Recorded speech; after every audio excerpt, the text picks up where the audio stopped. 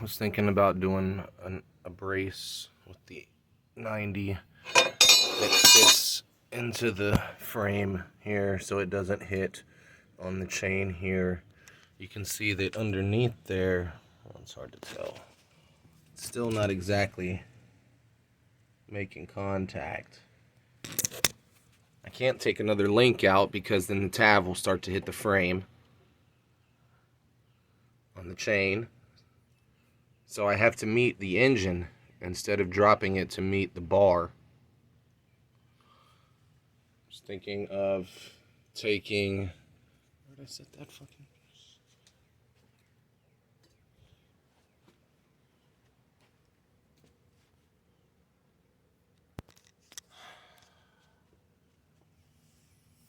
Alright, here it is.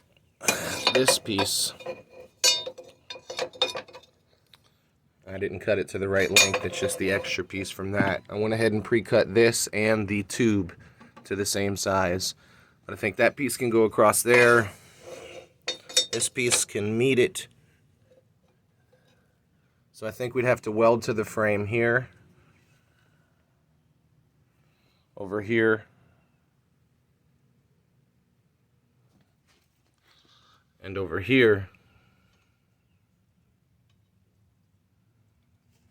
And then this would weld to the other piece, which wouldn't even necessarily have to weld to the engine. We don't want it to flex up and down. We just want it to brace if it comes back down, I think.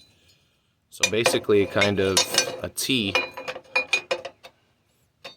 bearing in mind again the chain, the brake lines.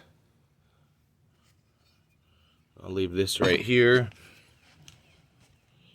There is extra pieces here, flat stock in case you want to make some gussets, grinding and cutting wheels. Here is the welder. Tasha has batteries for this. 35 line.